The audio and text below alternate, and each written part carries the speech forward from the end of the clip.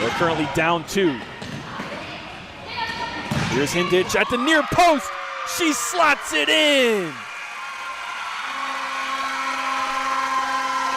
What a placement. Yeah, fantastic. From number 9, placement. Medina Hindich. So take another look. That's what, wow. You know, Ole has to be frustrated with the goalkeeping. I was pleasantly surprised with how we did. I feel like we did compete to the level that we could. I think you could definitely tell, like, our lack of experience. I think some of our goals were generally just some mistakes, and I think it's like a combination of nerves and just not, having experience playing at the pace that we were playing. It's really fast, and I think if we tighten that up, like, we could have, stayed really, like, there with them, which is cool. I think for our first game, especially going against a team like Ole, I was really proud of the way we played. Yeah. Made a fantastic play. You want to make that pass to the back foot and really give your teammate an opportunity just to slide it home first time, but Aldama was not able to handle it. Midwest are able to work it up. How about this back post? A pretty goal. Raul Montañez doubles the lead. Look, Aldama could not handle the pass to put it away himself, so he said, you know what, Montañez, I'm going to give it back to you, Raul. With a little back heel flick, just roll over, give it back to him. Montañez ending the attack. Couple now with it. Space inside. Shot. He finds the back of the net. Lansing City up by 1. We haven't said it yet this season, but what a rocket from Jeremy Kleppel across. Lyle turning his back, trying to get in front of it and also protect himself as Kleppel finds the side net and gives Lansing.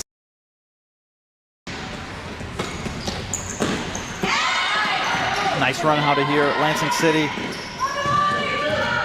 Oh, excellent play. Lansing City with a goal.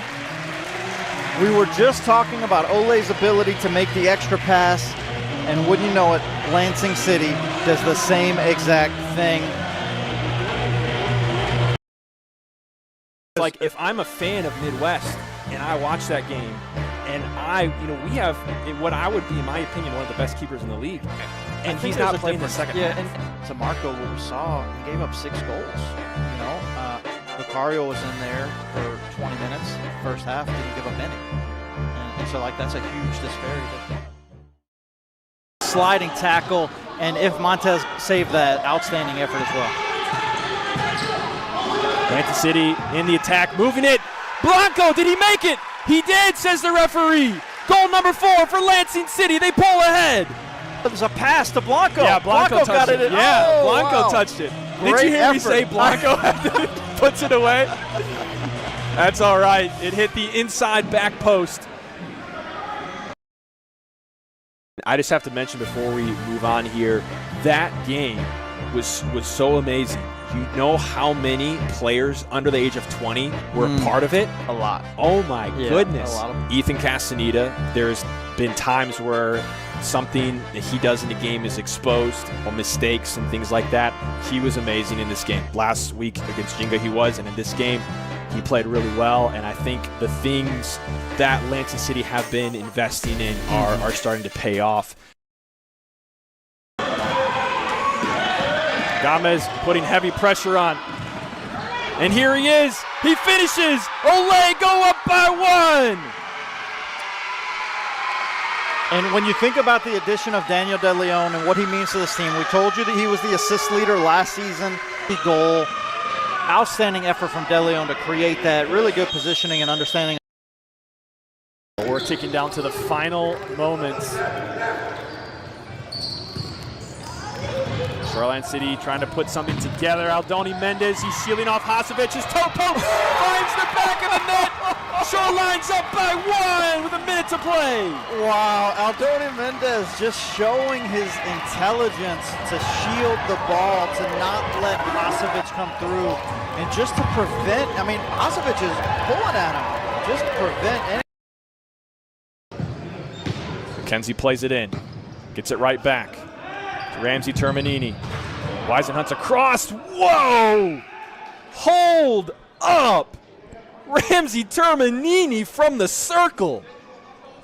And just like that, Ginga is back in this match. What a shot from Terminini from deep. My. Unbelievable. He unleashes just power.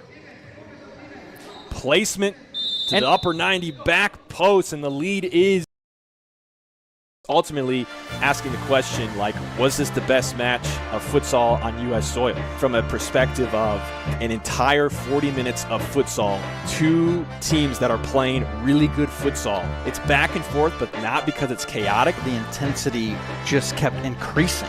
Yeah. And it started at kickoff. Very little drop off or mistake, and they just keep playing that really good futsal. This is what it's supposed to look like right here.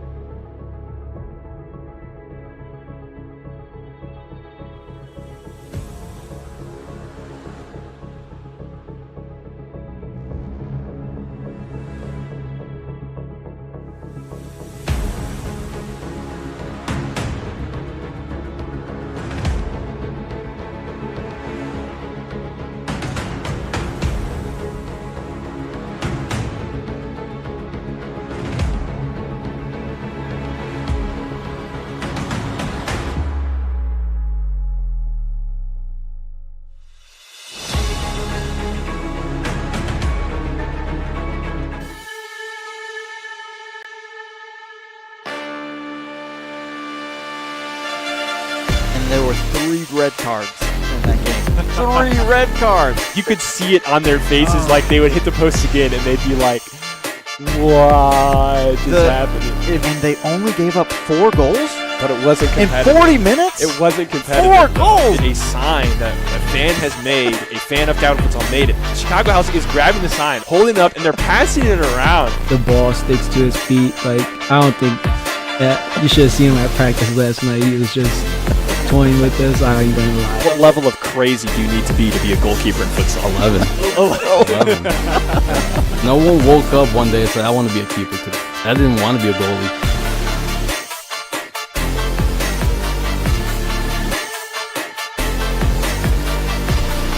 Ladies and gentlemen, welcome to the third half on this amazing Thursday night. I'm Jared Kleppel, your host for tonight. We have 2 exciting guests that we want to welcome into the studio today.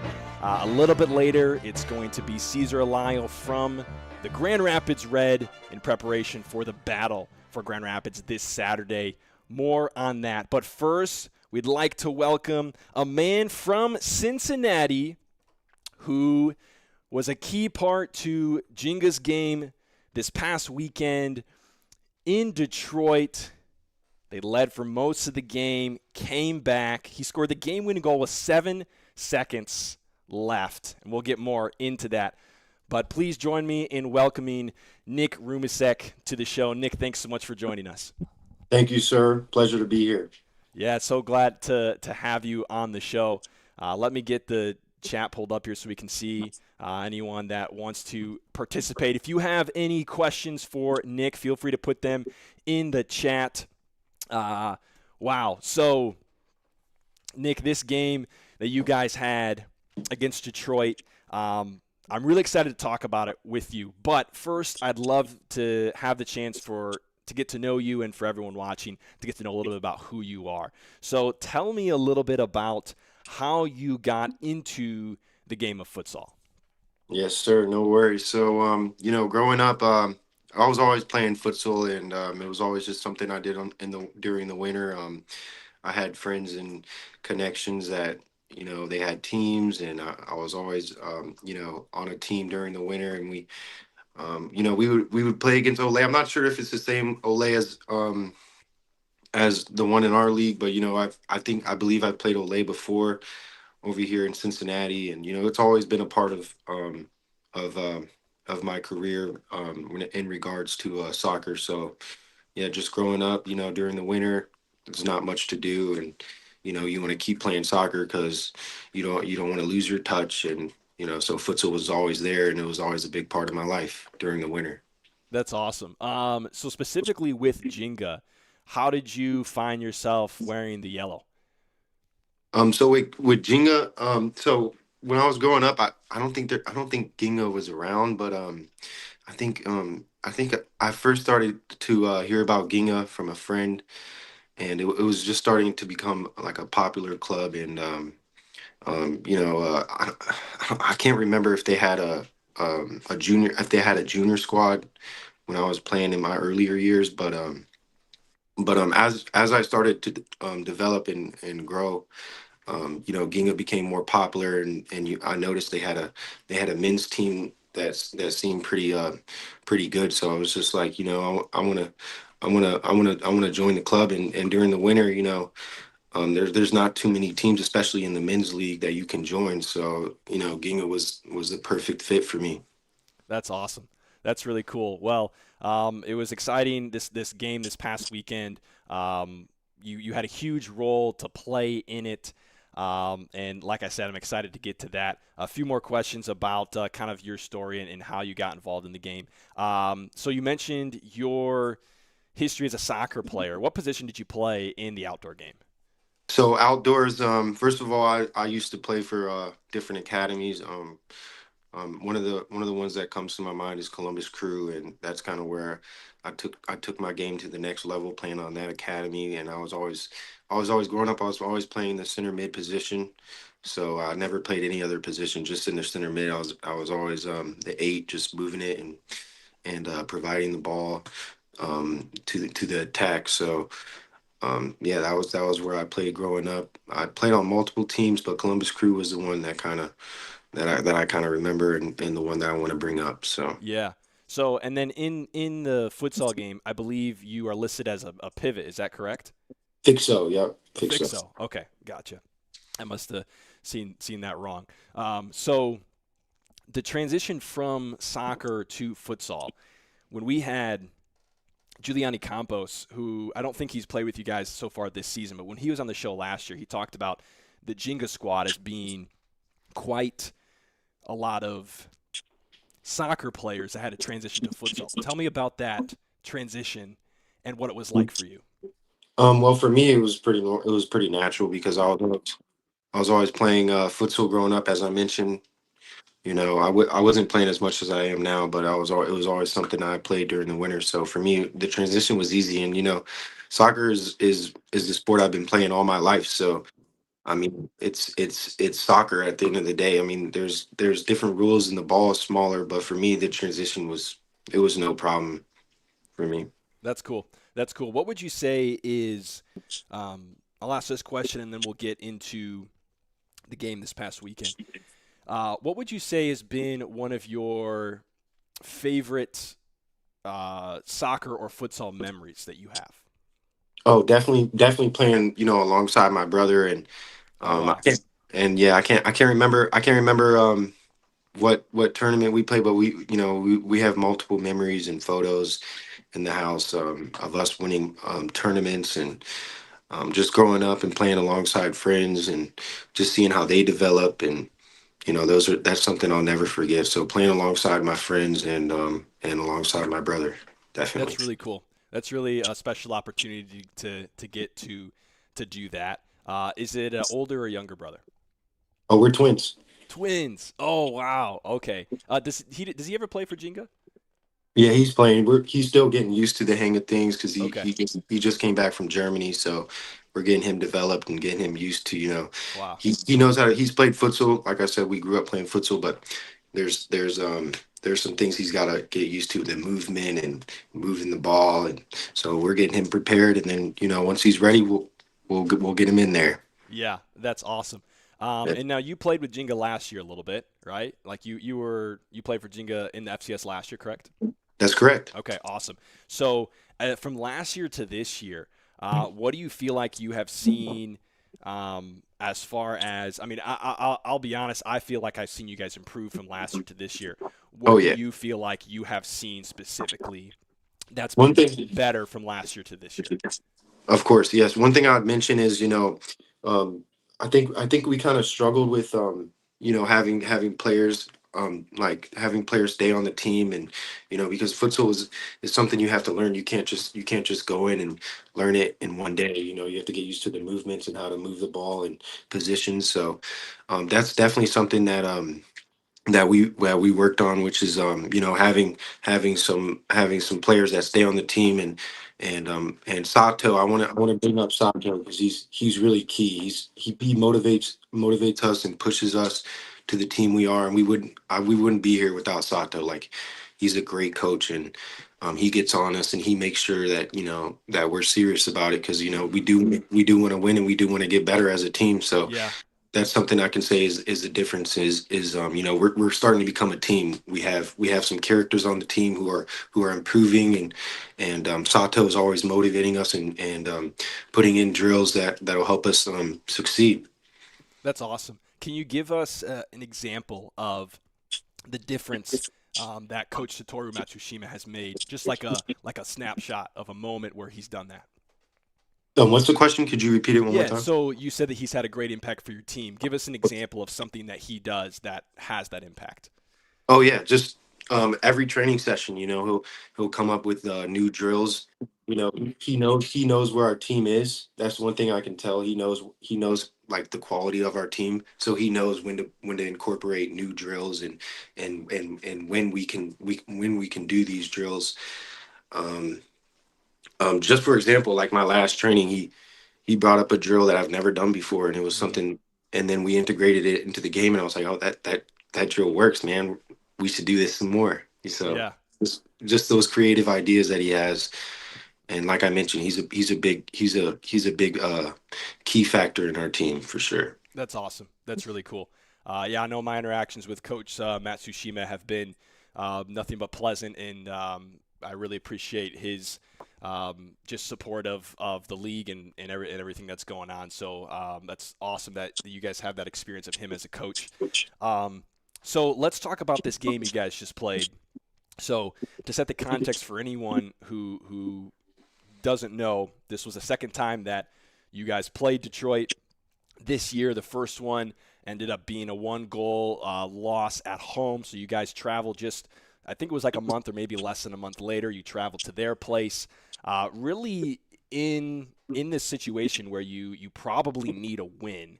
Like, you could probably still be in playoff contention if you don't, because there's a couple of teams that haven't got a win yet and that kind of thing. But at this point in the season, it's like if you don't get a win here, you might end up looking back saying this was like the key.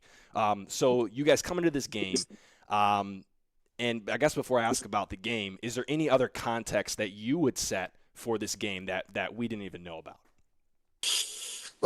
Well, not really. I mean, like I mentioned, Sato, he prepares us for the game, and we just go out there to play, and we listen to Sato. And different players bring up different ideas, and Sato, he has his own ideas, and at the end of the day, his ideas work. So we just go in and we trust and believe in Sato, and we got away with the win, man.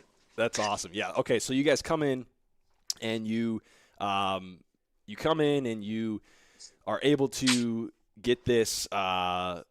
You end up with the victory, but you started the game. You actually led. I think it was 3 different times you guys led, but then you ended up Detroit equalized. So it was like 2-0, they equalized, and then you went up by 1, equalized, and again. What was that experience like for your team where you guys kept going up, but then you kept letting them back in the game? What was going on for you guys during those moments?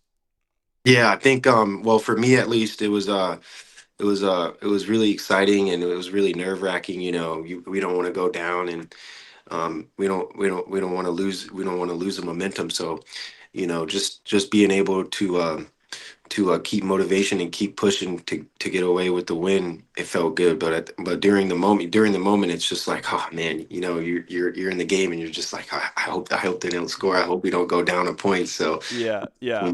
but you know, good thing we always had kind of the upper hand, and we were able to pull it away, man. It was a good feeling. Yeah, I bet. That's really awesome. So, you guys are in the, I think it was like 3 minutes to go. You guys ended up going down for the first time in the game. It was like 3 or 4 minutes ago, very first time. Is that right? Is that timing about right? I think so. Yeah. I Yeah. think that Okay. makes sense. So about 3 or 4 minutes in the game, you are left in the game. You guys go down. Detroit gets the lead for the first time. Yeah. So now the game switches, and you have to fight from behind. And I believe, did you guys call a timeout right around that time, or was it earlier? I can't remember. Honestly, it was all happening so fast. Yeah. I would have to watch it again, but I think we did call a timeout. You might have called the time. I thought maybe you guys called the timeout. If anyone in the chat remembers, put it in there. But I think when you guys went down, I think Coach Satoru called the timeout. I might be wrong about that. But anyways, the game shifts for you guys, and all of a sudden you have to really press to get a goal. And then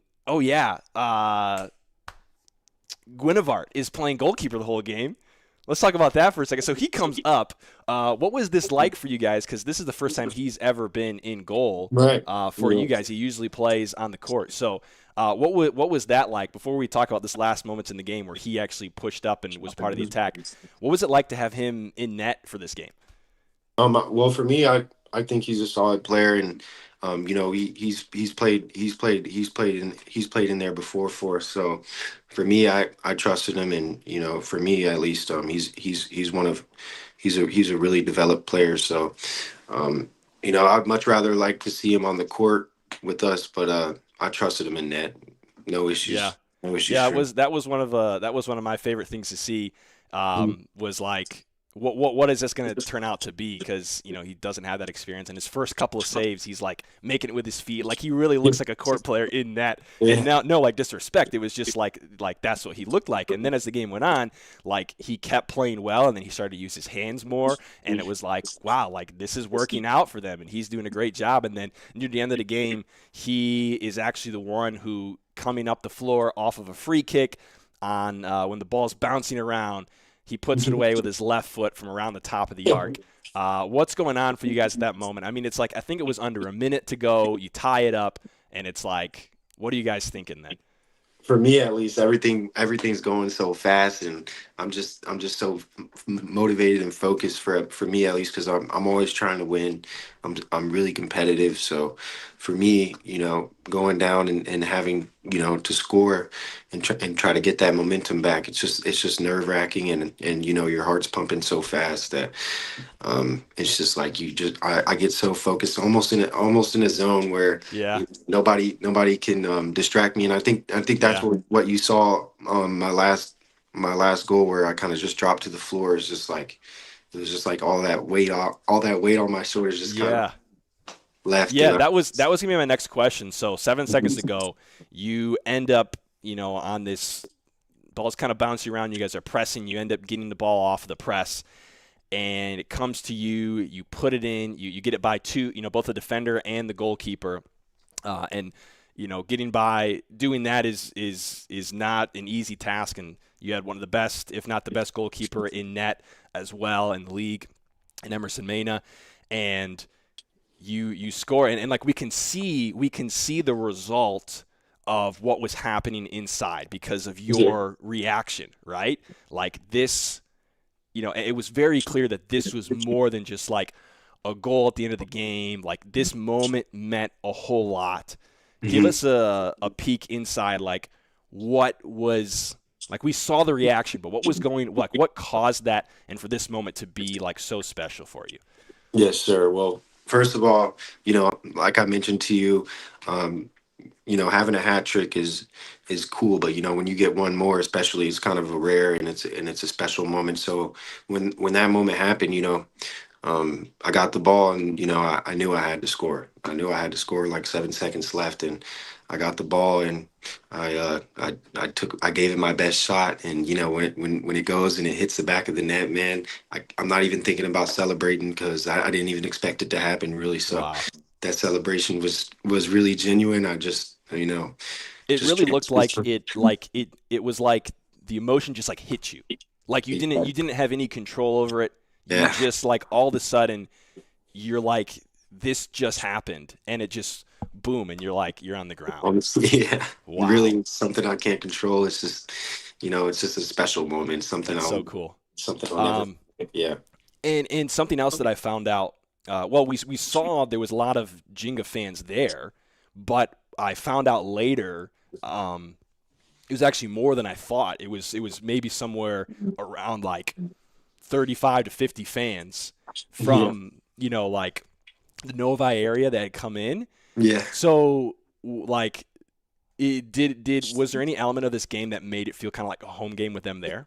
Yeah, it definitely did. I love the support. It's kind of rare, I'd say, that you have support from different states, but we have some true fans that come and support us whenever they can, and I would just like to shout out to them, man.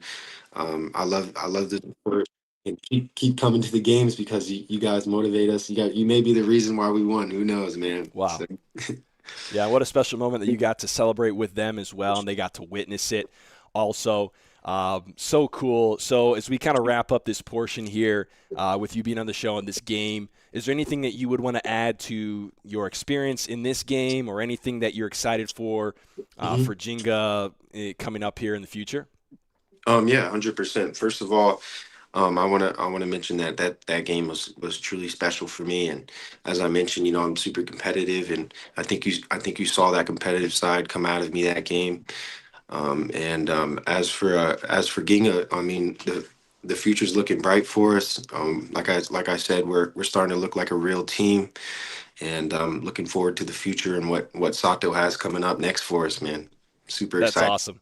So cool. Nick Rumisek of Ginga FS, everybody. Nick, thanks so much for joining us tonight. We're going to take a quick break, and on the other side, we are going to welcome Cesar Alayo. So don't go anywhere.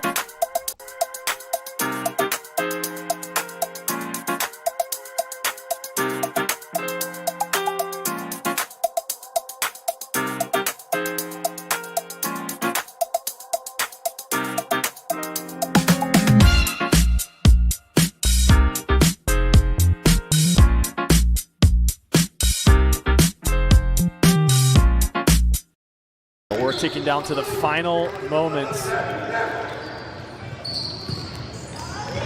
Shoreline City trying to put something together. Aldoni Mendez, he's shielding off Hasovic. His toe poke finds the back of the net. Shoreline's up by 1 with a minute to play.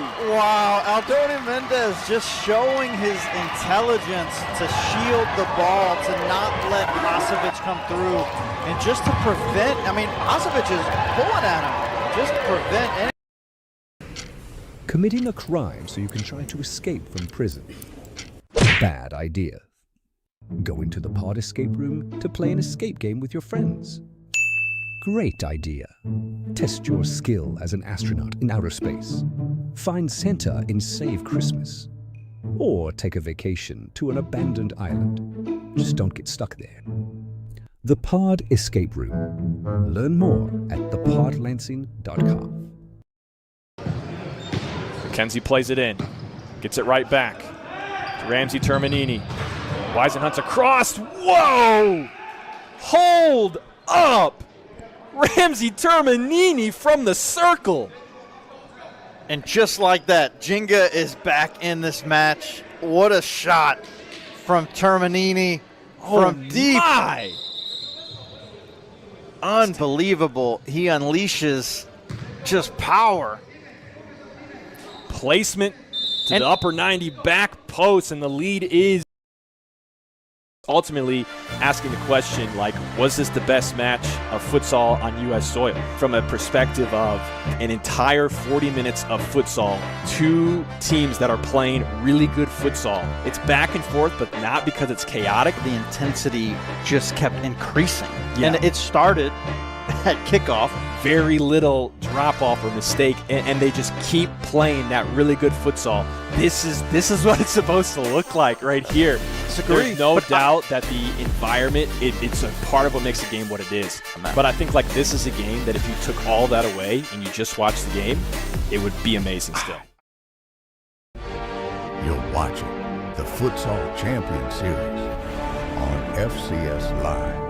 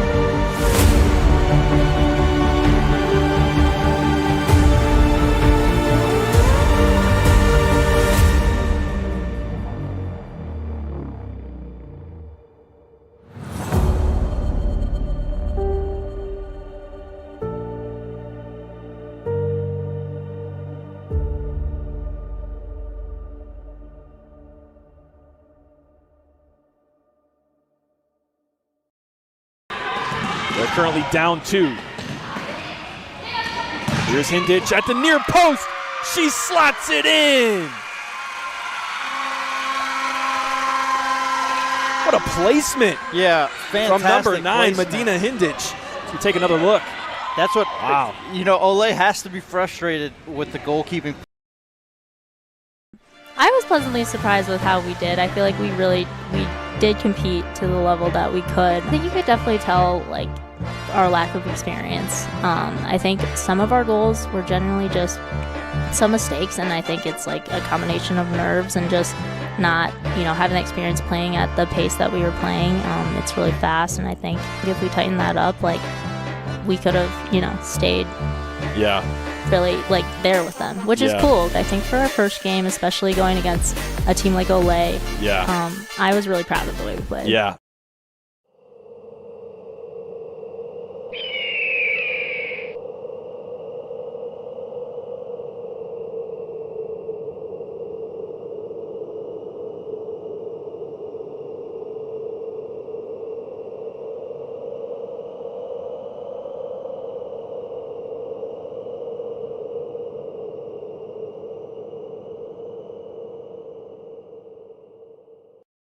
Made a fantastic play. You want to make that pass to the back foot and really give your teammate an opportunity just to slide it home first time, but Aldama was not able to handle it. Midwest are able to work it up. How about this back post? A pretty goal. Raul Montañez doubles the lead. Look, Aldama could not handle the pass to put it away himself, so he said, you know what, Montañez, I'm going to give it back to you, Raul. With a little back heel flick, just roll over, give it back to him. Montañez. You're watching the Futsal Champions Series on FCS Live.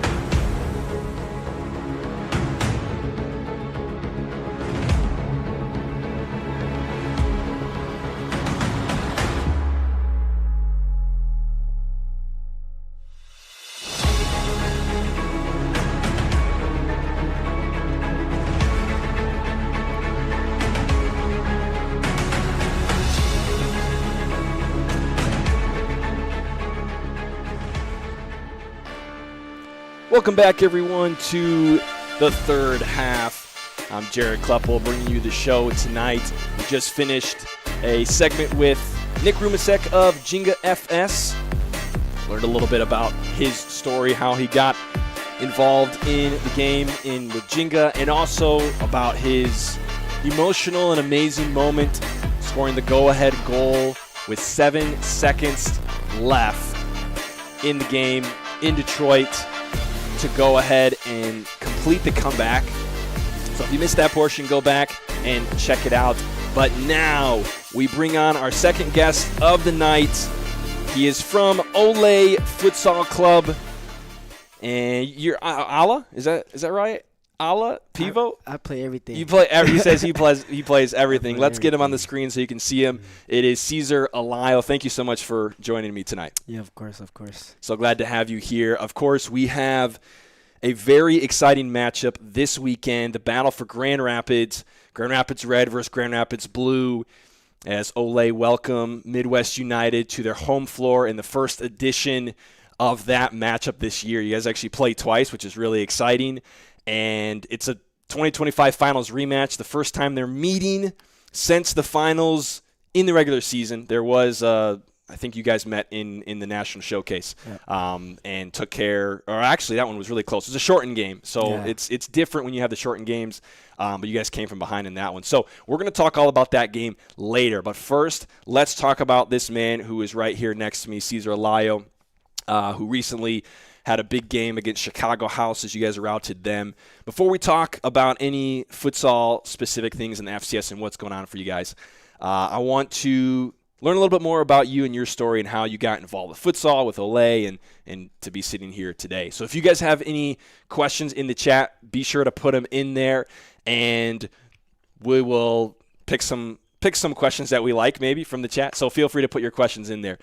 First, Cesar, pretty much the first question I always ask everybody is, how did you get into the game of futsal? Because in the United States, it's like, you ask anybody walking by, and it's like, what's futsal? I don't know what futsal is. And you're like, well, it's basically like, it's kind of like indoor soccer, but it's kind of, you have to do the whole explanation. So how did you personally get involved in futsal? Well, I used to play for a club called Flying Kick. Back then, where it existed, it was a well-known club around the area. And my coaches were Brazilian, so obviously it's a lot of futsal played in Brazil, whereas where that sport was created before than here. But yeah, we always played futsal growing up, and we'd play against Ole, and I used to hate it because in outdoor we'd beat them because we were a good outdoor team, but in futsal, yeah, it's a different story, huh? It's a different story, Yeah. and I always say I didn't really learn the correct futsal until I started playing with Ole. Okay. Yeah. So how old were you when you started playing futsal? Probably like when since was I that? started like 8. 8, okay. 8, 7. And when did you start playing with Ole? I started playing with Ole first I remember when I was like 16, I tried out for them. When it was ABK, but I was like on the B team, and I don't know, I didn't really like it. And No. when I left, I was like, yeah, I'm good. I'm gonna go back to my team. But the men's team, probably like this is my fourth Fourth season? year? Yeah, fourth Okay. year. So 4 years ago, I started playing with them. That's awesome. Yeah. That's really cool. I asked this question to Nick earlier, but for you, what's one of your favorite memories? Let's say like kind of in your like growing up, like maybe before high school or maybe in high school. What was like one of your favorite memories in futsal and soccer that you were ever a part of? The tournaments, futsal tournaments are those are fun. I used to always enjoy those. I remember, I think it was the Michigan Cup, and I was playing with Alliance, and in that game, I remember I was on the B team again because it was my first year. They didn't really know me, and I knew futsal was a good way to express like how good I am. And they would give like MVP little collar things after the game, like the player of the match. And I remember that tournament I got like 4 of them. I was scoring like 5-6 goals a game, and I used to like those parts. And obviously like playing in finals was always exciting. Like even if you lose, just that intensity, that pressure, everybody's there, they cheer, they's loud. Yeah. When somebody scores, they go up, you hear it from other courts. They're like, what happened? Yeah. People go, they want to go see. And I thought those times when I was a youth playing in futsal tournaments were always the best. Yeah, that's really cool. Opposite question. What was like your least favorite moment, like a low moment for you? Yeah, I think Frankie brought it up, the New Jersey one. Oh, really? Yeah, I still I have nightmares about it now. That's why I was like, when he brought it up, I was like, man, I thought I forget about it. I still look at the second place medal, like it's in like where my closet. Like I have most of my trophies now. I'm older. I just have them in a bag. I just keep my coaching trophies now. But that specific one, I hung that one just to like. I always see. I was like, dude, we were so close. Yeah. Like that was crazy because I thought that was a turning point for me as a player. Like playing in that tournament. I'm a whole different player before than after that tournament. Wow. For sure. So for anyone that missed Frankie talking about it a couple weeks ago, what's the game that you're referring to? Like you don't have to go through the whole thing, but in a nutshell, what's the game you're referring to? The final, like from my POV, I got hurt that final, so I had to see the whole thing from out, and I couldn't do anything either. Like help my teammates. I wanted to be there to help them, and I couldn't, but I still trusted them because. Like that tournament, I think we grew as like a brotherhood for real. Wow. But that game specifically, like we're up and they score with like 2 minutes left to tie it, and then overtime, and Frankie gets hurt. Andy goes, he makes the save, and I thought we were so dead because like the like the energy used for that tournament, we were so dead. So I think the shock of Andy making the save, we all just stood there and rebound. Yeah. Game over. Yeah, that's crazy. Off the rebound, lost the finals in that one. So I think you had a chance to comment when he was here. It looks like he's got one for you already. Who is the hardest goalie you played against? The hardest goalie? I think I know what he wants you to say. Yeah. He not one, though. Oh, baby. No, that's my brother, though. No, it's funny because he saved my PK at practice last night, so I give it to him. But I think a 10 meter or 6 meter? No, 6 meter. 6? Yeah. All right. He got me. Wow. But I wouldn't say the hardest. Futsal or just in general? He said hardest goalie, but let's make it futsal. Why not? Futsal, probably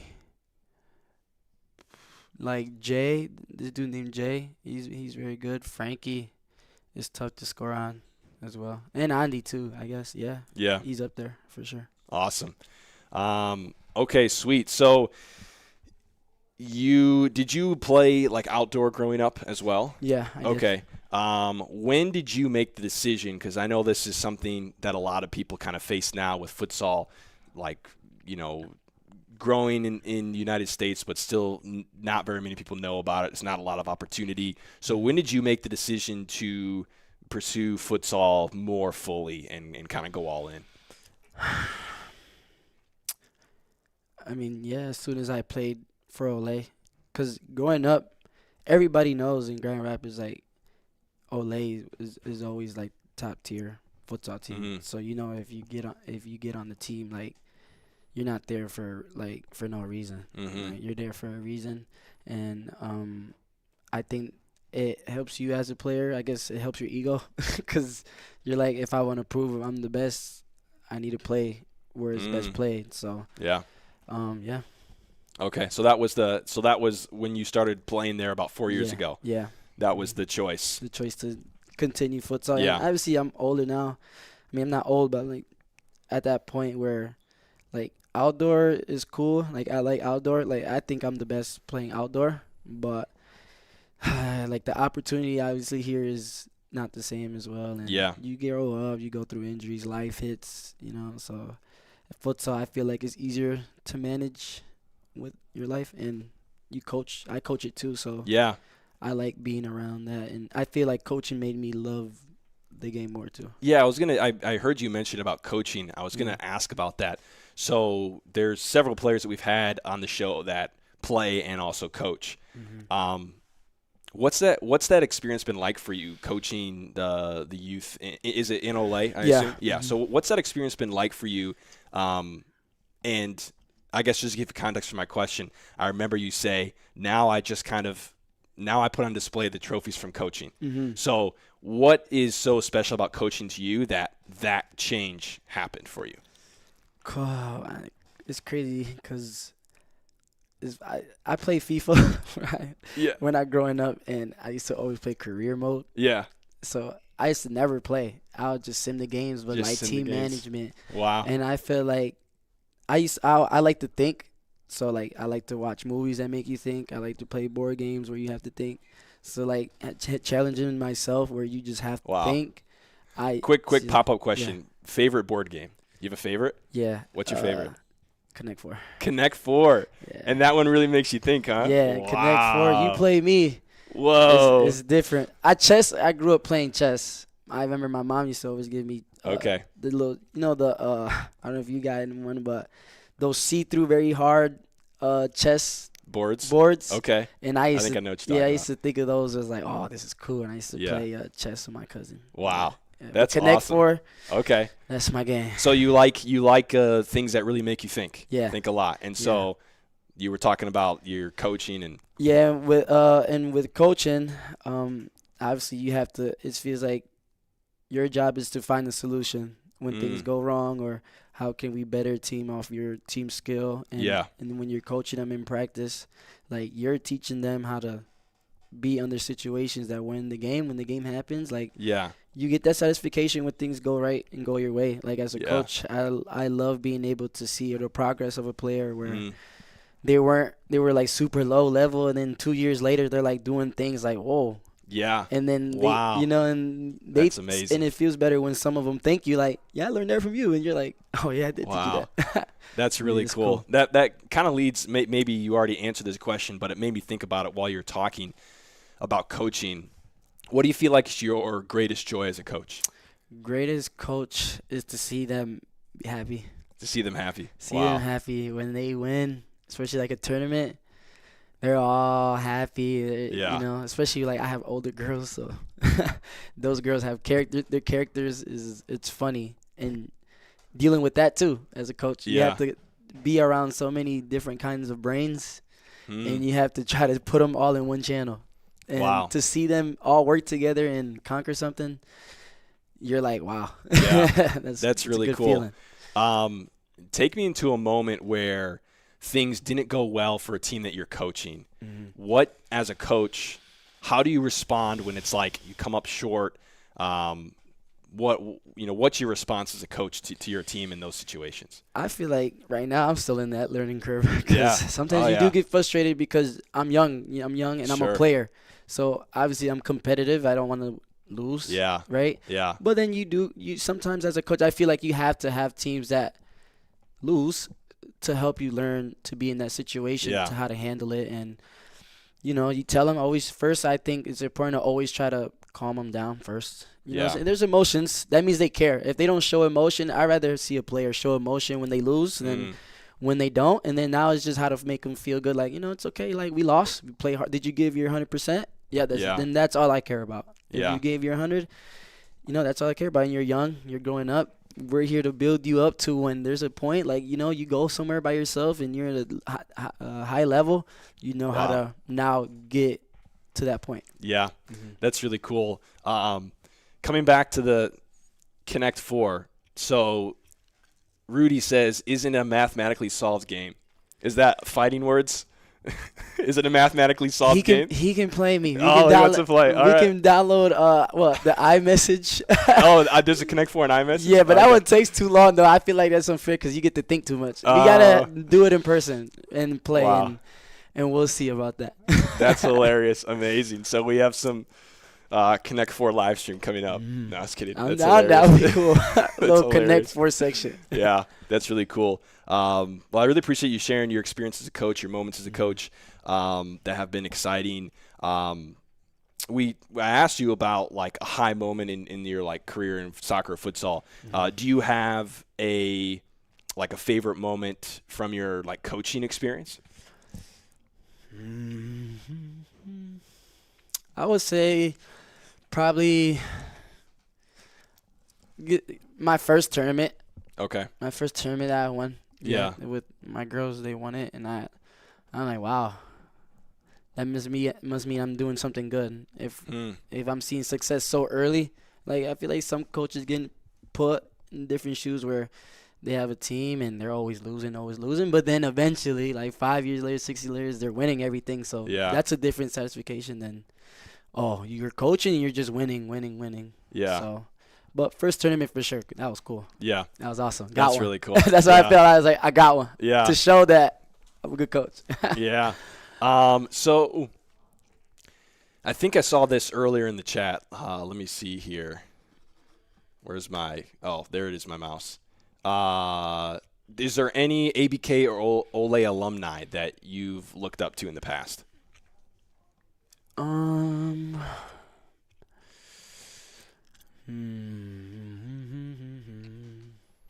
if you're not sure, that's okay. Probably. That's an okay answer. I'll probably say like Alistair, somebody named Alistair, Eddie Berdalik, yeah. They went to Wyoming and they played at Flying Kick, so Okay. they went to play with Ole after too. So, and Peanut, like those players were good. They were cool to see growing up. So Yeah. yeah. That's awesome. I think I had a chance to ask you this before we came on the show live, but so far in your experience in the FCS, what's been give me like high moment and low moment in your experience in the FCS? All in general? Yeah, in in the last 2 years. I think it's been great, to be fair. Like, I've played in the FCS before, with BIH, when you guys would do those friendlies. Okay. Yeah. I played in that, and that was, I think, the first time I ever played against Jeremy. Okay. Yeah, so they were like, oh, he played in the World Cup, I was like, I want to see it. Yeah. I get to play it, I Yeah. get to play it. Guess that, so from comparing it from there, from how it is now, big jump, very good. I love the exposure you guys giving players a platform to express themselves. The fans get to see how those players are off the court, and you get to see why they're in the position that we are in, which is the FCS. Yeah. Speaking of things that fans get to see, I saw something in the chat about celebrations after you score a goal. Yeah. Do you have like a bank of celebrations that you go to? Like, do you just come up with them like on the spot? Like, how does that go for you? All right, so as a kid, I always celebrated my goals, always, because I felt like, as a soccer fan, people don't know how hard it is to score a goal. Yeah. And to have that skill to get one, and now you're gonna get one. Why not give the crowd something to enjoy? Like, I think now that I got older, you get to a point where, all right, you score, but then you stop celebrating, like, oh yeah, Yeah. But when I started playing with the Muskegon Risers, like, it's a big, huge stadium. There's like 2,000-3,000 fans. They're watching. And then my teammate, Coco, he's hitting backflips when he scores. Wow. And everybody's That's like, crazy. oh. So I'm like, you know what? Like, and it's cool because when you score, you have the little lights. They go on and off. The flashlight goes on you. So, like, everybody can see it. So then I'm like, okay. I start doing celebrations, and then I feel like now you're, like, more of an entertainer than a player. And Interesting. I like to keep that. You come to an Ole game, you're going to see some sellies. Yeah. Yeah. For sure. Gotcha. I think this might be my last question. Yeah. Sorry to interrupt. It's all good. I forgot to tell you why or how I do it. Oh, okay. Yeah. So me and my teammates, we always talk about, like, off TikToks, we see dances, and we're like, oh, if this guy going to do this one, we're going to do this one.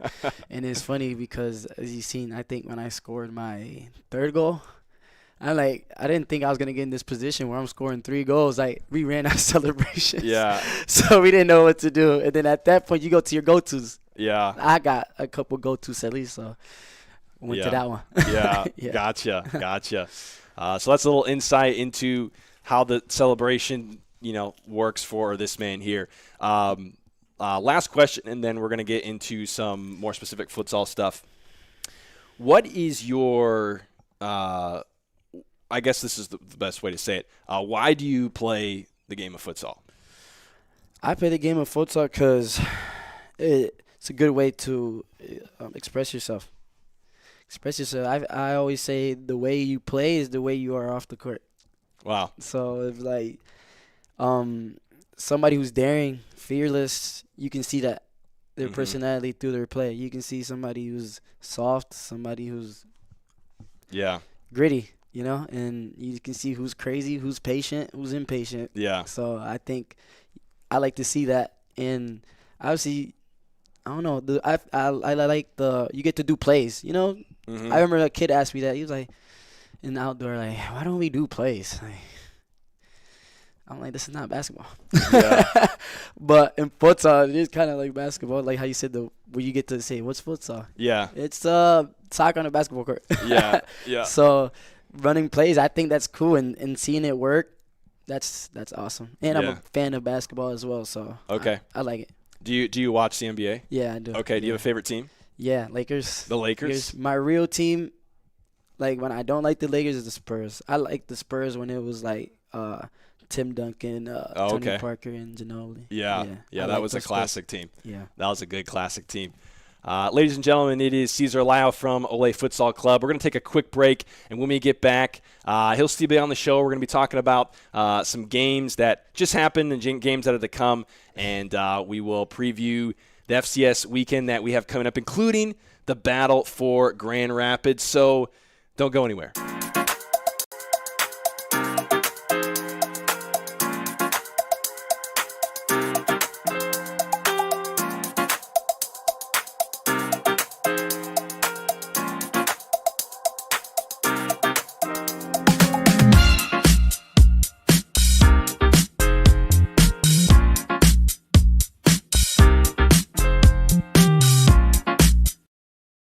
attack. Kleppel now with it. Space inside. Shot. He finds the back of the net. Lansing City up by 1. We haven't said it yet this season, but what a rocket from Jeremy Kleppel across. Alayo turning his back, trying to get in front of it and also protect himself as Kleppel finds the side net and gives Lansing. Committing a crime so you can try to escape from prison. Bad idea. Go into the pod escape room to play an escape game with your friends. Great idea. Test your skill as an astronaut in outer space. Find Santa in Save Christmas. Or take a vacation to an abandoned island. Just don't get stuck there. The Pod Escape Room. Learn more at thepodlansing.com.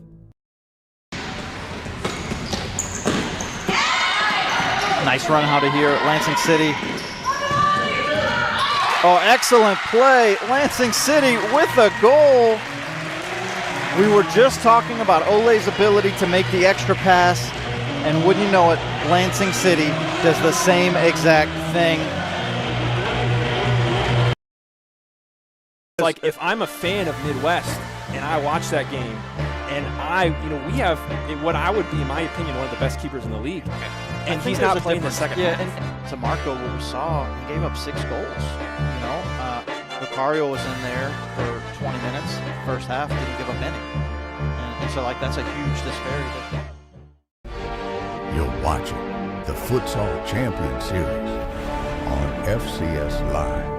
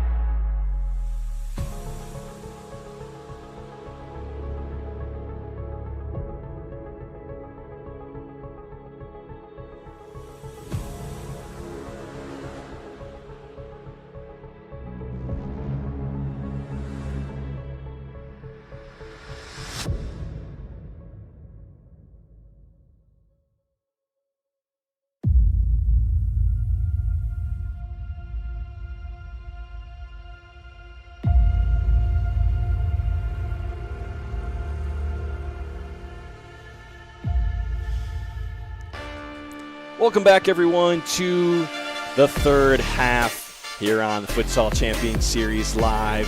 I'm Jared Kleppel, joined by Cesar Alayo for this portion of the show. Just got a chance to dig a little bit into his history of the game, his joy of coaching, which is really cool to hear about.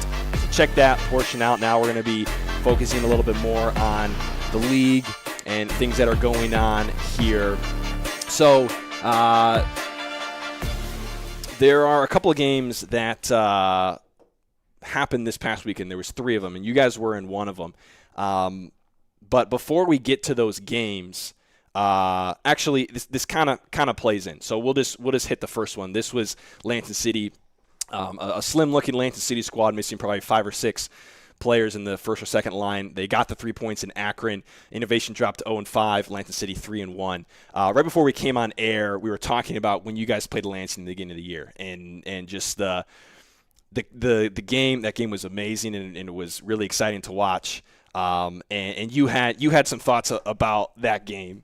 What was that game like for you? I was telling you, it was on my birthday.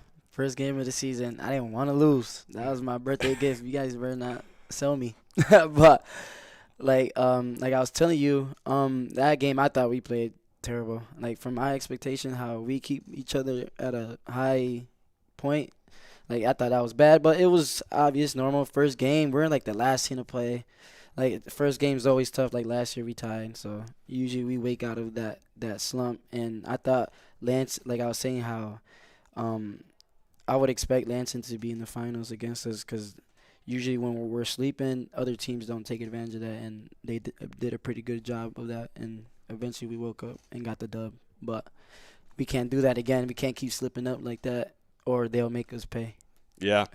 Yeah, that was a little over a month ago here in the arena when Lansing welcomed Ole. And you guys actually came from behind a lot in that game. I think they were up a couple of times. You guys went up once as well. Yeah. But for a lot of the game, it was tied or they were up. And and then in the second half, you guys got a couple of goals and pulled ahead. I think it was might have been a 2-goal win by the end of it for you guys. Figure Hasovic, what's your game plan for Saturday? He's asking for a friend. Do you guys have a specific game plan? Do you want to draw some X's and O's? Real question is, what's their game plan? What's their game plan, he says.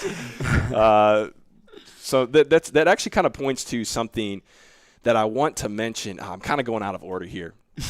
We're going out of order. We're going out of order because this is one of the games. Yeah, so this is one of the games, obviously, that everyone looks forward to in the year, the red versus blue. But something that I think is so interesting that this comment from Fikret kind of points out is that this is like a rivalry match, but it's interesting because a lot of the players across the 2 teams are really good friends. Yeah. Right? Like you're like, oh, that's my boy right there, you know? Yeah, and it's like guy. It's so interesting. Can you tell us a little bit about that dynamic where it's like this is like an intense rivalry match, but it's like you guys also are like really good friends off the court?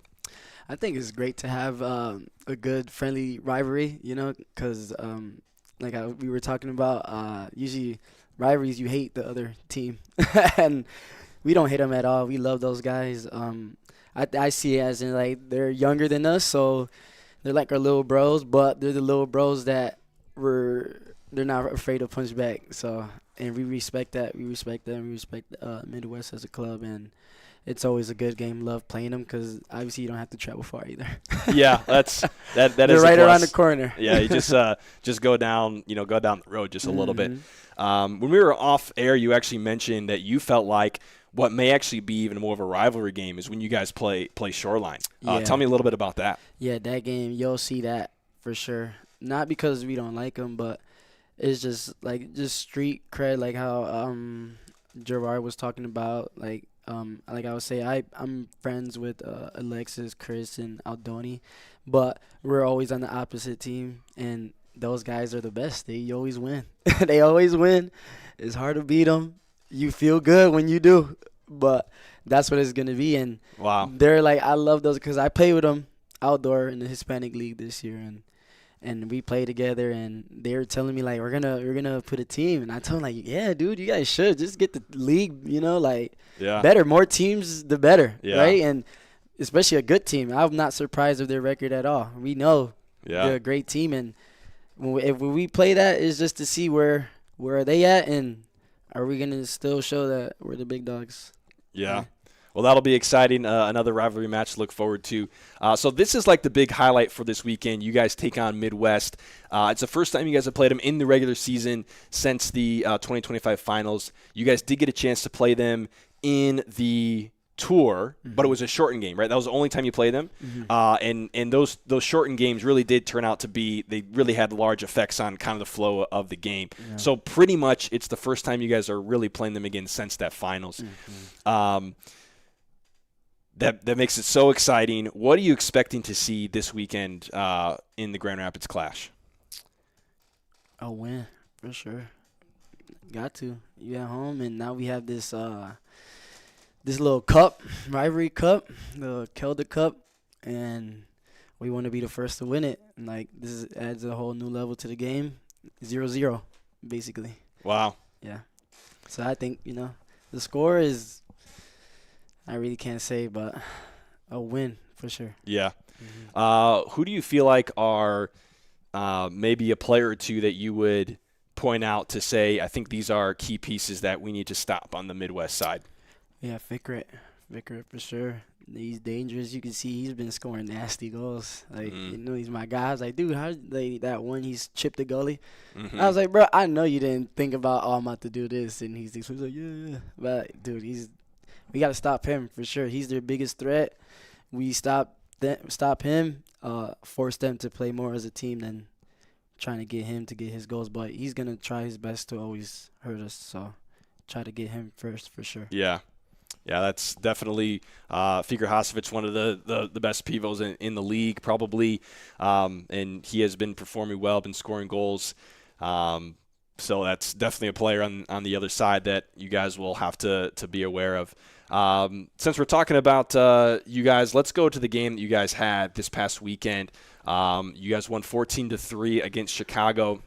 We talked a little bit before we came on air about the Chicago House squad. And I've shared on here before that I've always felt like they're an interesting story because I always feel like there's more to them and there's like potential that they have that we saw before maybe in the summer, and even a player like Rafael Hernandez that, in the summer I was like, man, this guy could be one of the best in the league, at least in the conversation, and then in the once the season starts, it doesn't go that way. Right now they're 0-4. They've had a couple of big losses to you guys into Midwest.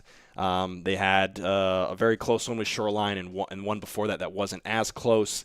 But it's like, where do you see this team at right now in their story? I mean, obviously they're trying to, like I said, I feel like there's more that we could see, but we haven't seen it yet in this season. Yeah. I think individually they're very good players, and like I was telling you, they're a young team. So when you start playing with older guys, it's a different intensity. It's not just your skill. You got to be aggressive. And you can see as well, like, with our game, they were doing a lot of defensive mistakes. So in futsal, it's 4 players. It's not 11 where one guy can make a mistake and you really can't see it. But in futsal, if 2 guys or 1 guy is not on the same page as the other players, everything falls apart. So I think they're still trying to find their identity. So I think they'll be like late bloomers. I think after they get not to bash any teams, but like, I think they had a pretty hard schedule. They played the best teams in the league, so they got to find themselves earlier. And then now when they play teams that are more their level, they'll start. I think they'll see progress and they'll start succeeding. Like Shoreline as well. Like that game, like they had it, but they missed on that final cue on that free kick where they just marked everybody else and gave a free shot to Chris. Obviously, I mean, I know him. I'm like, obviously, you don't ever give him that space. Like, we knew that was a goal before that already. Yeah. So just things like that. I think they should watch film too. Film will help you. That'll bless you. Yeah, that was something you mentioned when you came on the show, that you really love to watch games and watch games multiple times. So in this game, you had 5 goals, I believe, and yeah, I mean, at that point, the score kind of got to a point where it just, I think it was a collapse under the pressure. You know, kind of see that in games where the score gets built up. At some point, it does something that just kind of breaks and kind of the floodgates open with more goals. And it's like if you lose 14-3 or you lose like 9-3, like it's not really that much different, except you just had this, you know, kind of moment where you just start feeling more embarrassed probably about it, you know. So that was how your guys' game went. We'll go to back to the first one, which was the Lansing City. So this one, what was interesting about this game to me is that Lansing was bringing a squad that didn't have, I think it was like 5 or 6 players that are either on the first or second lines. And this is not like unique to Lansing City. Like pretty much every team deals with this. Yeah, of course. I don't know if you guys have dealt with it a lot because you guys go pretty deep. So even if you are missing some players, it's like sometimes the effect is more nullified because you guys are so deep. But they were in that situation for this game. And turned out the court was actually very short, which has a big impact on the game. They ended up winning. I think it was 7-3 or 8-4 maybe. I think it was like a maybe 4 or 5 goal match that they won there. What did you think was interesting? Anything you thought interesting in this one? What I noticed, I seen younger players on there.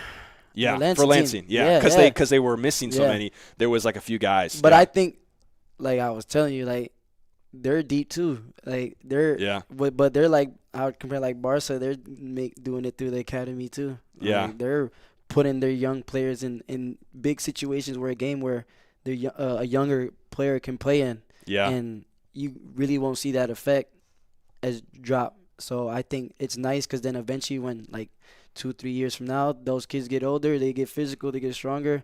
Now they know everything and the play style of Lansing men's team, and I like that. And for innovation, I seen your pivot. I don't know his name, but with tall number 10. Yeah. Jackson Davis, I think. He was good. Innovation just is the same thing. They just got to figure it out. Just learn the game more. Once you start learning the game, like look from the teams that are having success from it, and steal their plays if you have to. And try it, and you'll see it'll work. And I think they can progress from that as well. Yeah. You know, I mean, I think it's important to note that, like, innovation is doing something that's very hard. Like, they're starting from nothing, from right? Scratch, and they do have some players that have, you know, some experience, but not really in, like, futsal. Right. You know, it's like they don't really have that, like, kind of veteran leadership futsal kind of to help direct that. So, like, that's obviously tough. So, like, I want to, if I'm them or I'm a fan of them, I don't want to look at 0-5 and be discouraged. Right. I want to, like, it's very true that doing something like this is hard, you know, and it's like I think they, you know, I like what you said about them.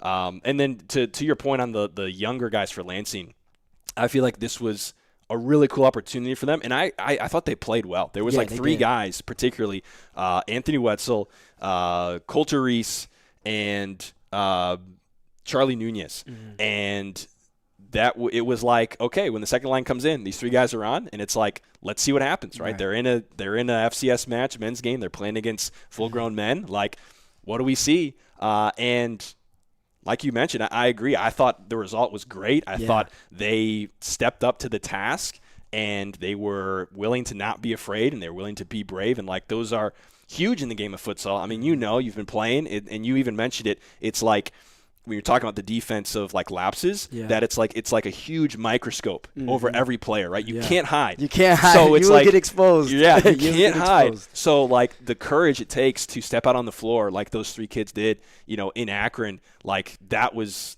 so cool to see. It breaks like a personal barrier to yourself. Like, you can reach a higher limit now. I've done it. Yeah, that's really cool. Okay, so the last game from the weekend, this was the one that we talked to Nick Rumisek about.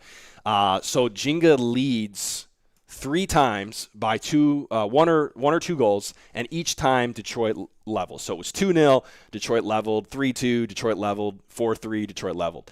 And then in the last, like, 3 minutes, I think it was 3.5, maybe something like that, Detroit go ahead for the first time in the match. And now it's, like, flipped because it was playing the other way the whole time. And then Ginga comes back, and in the last, you know, I put on there, this might be one of the best finishes in FCS history, just because of, like, how crazy it was for them to score with 40 seconds left. Right. And then for Nick Rumisek to get goal number 4 with 7 seconds. It's like they tie it up, and you're like, wow, they did it, right? They tied it up. And then 7 seconds left, it's like, it reminds me of when you guys did that in the tour. Right.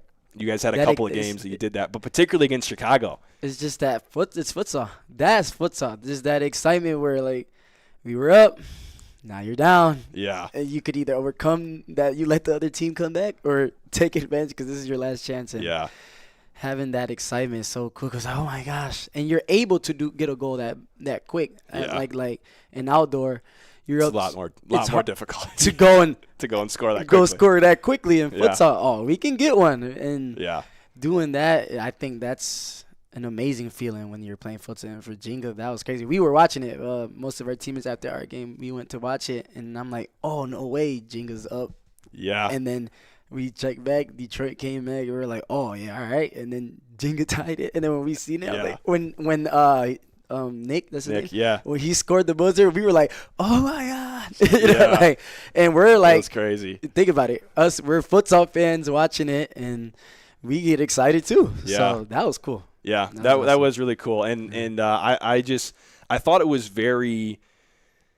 it was just like, it was a moment that was so, I was so grateful to be able to be a part of it and to, like, see it happen, because it's like, it's something that you could tell by his reaction that, like, it was a moment that just meant so much more. Yeah.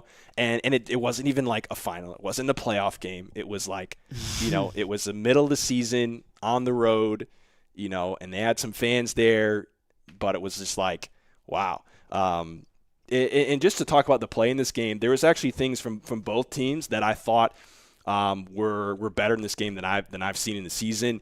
There was actually Ginga's first, I want to say it was their first goal, it might have been their second, but they like had like some quick passes in possession and they scored in this way that I really hadn't seen them score before. And I was like, wow, that was really cool. Detroit also had moments like that. I felt like this was a game that I felt like both these teams played some of their best that we've seen them play. And the finish was obviously just absolutely crazy. To score with 7 seconds to go to win that. So this puts Ginga, I should probably double check this, but this puts Ginga at, I think they're 2-3. And this is going to be important when we talk about the games for this weekend. So we talked about your guys' a little bit, but the Ginga and Chicago House game is the other game for this weekend. I want to pull this up just so I get it right for sure. But Ginga is 2-3 right now, and they have 6 points. Chicago House 0-4 with no points. But when you look at what is coming up for the schedules, you mentioned Chicago House having a really hard schedule. They do. Like, they have to play you guys, or they played you once. I think they only play you once. But they have to play Lansing twice, and they're going to end up playing Midwest twice. And they played Shoreline twice. And then they played Shoreline twice. Yeah. So those are the 3 teams that they played twice, which is tough. So from a Ginga perspective, you have 2 already, and with 2 teams that have yet to get a point after 4 and 5 games played, you're in a good position. Like, it's crazy to say at 2-3 you're in a good position, but you're in a good position to get a playoff spot. Yeah. As there will be 6 teams that make the playoffs. So, but if they lose this one, if you look at the schedule for Chicago House, the games that they would most likely win or have a good chance to win, they play Innovation, so that could be one. Right. And then they do play Detroit Imperial in there, which I think they'll have a better chance to win than against Midwest or Lansing. Right. So if Ginga loses this game, this is where it gets really interesting. If Chicago wins this game and then Ginga doesn't, there's a very good chance that both these teams end up with 3 wins. Oh, shoot. Or it's going to be a shootout. Or possibly, like, it could be just 2 wins, too, like, depending on how it goes. Right. And it's not for sure. But if that's the case, Chicago House has the tiebreaker if they win. So that, to me, is why this game is so important, especially for Chicago, because if you win this game, there's actually a pretty good pathway for you to just about to have a chance at controlling your destiny to get into the playoffs. Yeah, especially after a bad start. After the start that was disappointing. So, and for Ginga, it's, I think I should see who they have left. to play. I think we still got to play them. Yep, that's the one that I think it got rescheduled. So, or it's going to be rescheduled. So they still have to play you guys.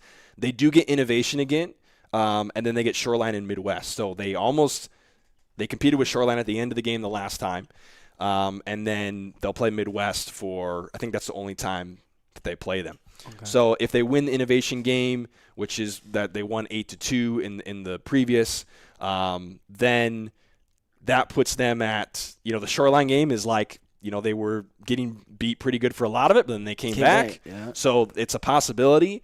But it's very interesting when you look at the schedules of these two teams left, how this one is like another one of those games where it's like this one could actually make a big difference. Yeah, it matters. Yeah. So based on what you've seen from these two teams and coming into here where Chicago House is traveling to Cincinnati, what do you expect to see? I see Ginga. Ginga's been showing, they're up there. Last year, it was crazy how they made the playoffs, and this year, I think their intention to go forward is a little bit better, and you need that. And they've showed progress, and after being down, how do they either get blown out or come back? And they've been coming back. So I think that's a good sign when you have that belief that you can always still win the game, as you guys seen their last game. And for Chicago, this is like, I don't want to see, I wouldn't even be, I don't think they should be mad if they don't win, but I think they should. This is a team that's all right.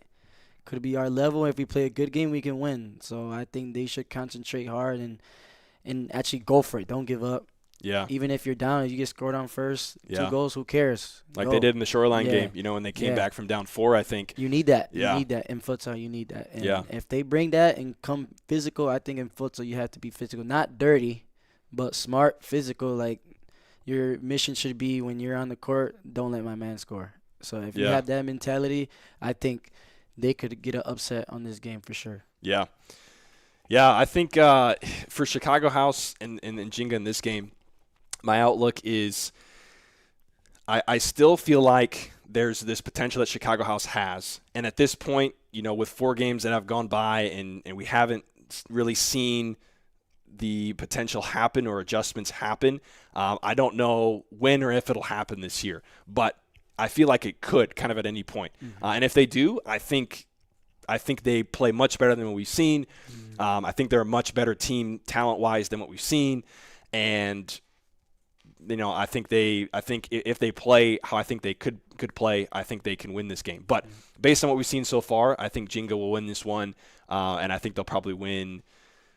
I think they might win by 4 or 5 based on. Ooh, you think it's gonna be like that? Based on what we've seen, I don't like saying it, but based on what we've seen from Chicago this year, this is kind of what we've been seeing. I think it might be a shootout, just because. I think it could go Ginga's way a lot, but just because Ginga loses a lot of their leads, when they're always up, they always let the team come back, so then the win gets ugly. Yeah. I think Chicago can they can come and compete with them, and I think a lot of leads will be maybe Ginga goes up early. I hope not if they come with a different mentality, Chicago, but if they do go up early, they better not sleep, because I think Chicago will come back eventually, and now it's going to be a shootout at the end. This could be a team that Chicago House matches up a little bit better with. So I'm actually really curious to see how that happens. This is when you look at the schedule, you're like, oh, the big game is Grand Rapids, the battle for Grand Rapids, but don't sleep on this one. I don't think. No, this is going to be a good game. Both of these teams, I think, have a lot at stake in this one. And the travel too, because Ginga's at home, right? So Ginga's at home, they've been playing a lot of away games too, though, Chicago. So they're going through it too. So I just think they should keep their head up, and they can make it a tight one. Yeah. So that's the games for this weekend. There's one final thing that I want to say before we wrap up here, and that is we have the first FCS Futures games are this weekend, and we're actually planning – we're not going to be able to broadcast all the games, but we're actually planning to try to do some of them. And this Saturday, 6:45 and 8 p.m., we're going to have the FCS Futures games that are going on here at Atlantic City Arena live on the FCS website. It won't be live on YouTube. It'll be on the website, and they'll be uploaded to YouTube later. But if you're interested in that, this is the first ever FCS youth that's going to be playing, and you can catch the game live on the Futsal Champions Series website. So that's a really cool thing. Excited to see. You talk about the coaching and everything. How exciting is it to have the FCS Futures in place to give these players the opportunity to grow into being in the FCS? I think it's great. It's great, especially for the game of futsal, because you guys just sit in a platform where, all right, we can make a process. Like, you can go pro eventually, like for the youth, and you can do it under a club's academy that's playing in the league now, and I think it pushes the teams to join the league to have a youth system. Yeah, and then you can play them in a big court, which is what I like, right? Because the games are here, no? So not all the games will be here, but all the games will be like the court size is one of the regulations of the league, so you'll have to play on a full size. It's funny because I was just talking about how, like, our style, like we struggle when it's like a smaller court. Yeah, because we expose a lot of space. Yeah. So I think where you see the big court, you're going to see a lot of space be exposed, and that's going to give you a chance to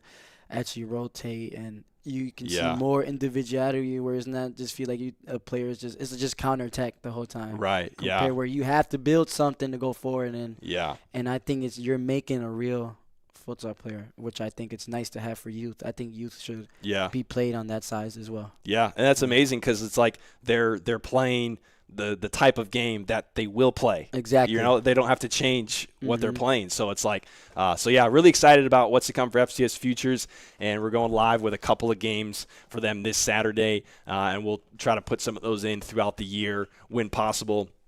And we are planning at this moment to broadcast all the finals of the FCS Futures, so that'll be fun as well. So that is wraps up the show for tonight. Any final words, Cesar, about the big Grand Rapids battle this weekend? I think it's a good game to see some good futsal. I think everybody should tune in, and if you're from Grand Rapids, pull up, watch it. They know how the GR games get. They're always packed. And it's a rivalry now, stamped with the trophy at the end. So watch it. You can't make it. Watch it on YouTube. It's going to be a great game, and both teams are going to give a good show. Yeah, that's this Saturday, kickoff at 5 p.m. There it is. It's on your screen, so no excuses now.